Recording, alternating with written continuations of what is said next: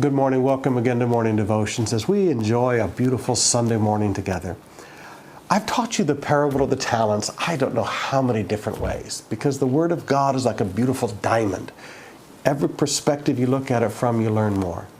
But let me show you the parable of the talent from the perspective of a transition of authority or transition of power. Whether this be in a new boss coming into an office, or a new government coming into power, or a new mayor coming into office. When authority transitions, there are some great lessons that we can learn from this passage. The whole passage here in Luke chapter 19, verses 11 through 27, is all about a king who was going away to be appointed as king. He was a man that was about to be made king.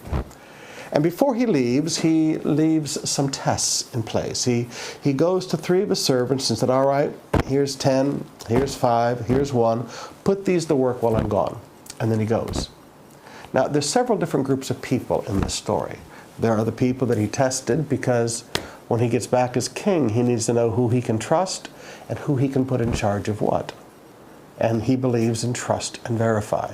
So there's this group of people that he's trusting and verifying. There's another group of people who don't like him at all, and they send people along as to oppose him being appointed as king. They worked very strongly to stop this from happening. Now, when he comes back after a long time and he is king, immediately he has to make decisions on who do I give authority to.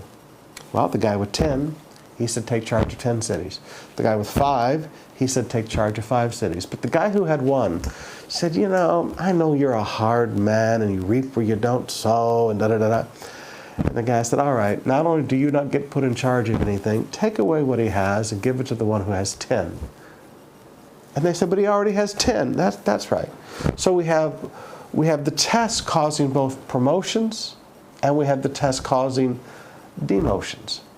And then we have the people who actively fought his promotion being literally terminated. Now apply this to your life and your offices, because every day you go to work, there's new bosses that come into power. You're not going to get promotion because of office politics. You're not going to get promotion because of sip-sip. You're going to get promotion because you're faithful. Because when you are put in charge of something, you double it. That's considered well done.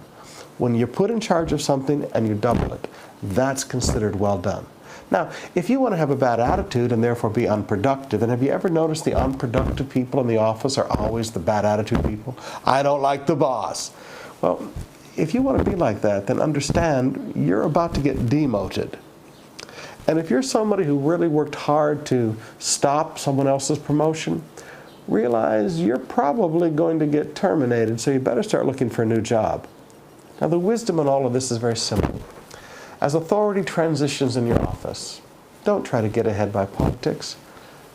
Don't try to step on other people and stop their promotions because you don't like them. Just learn to work hard and be faithful, and God will promote you.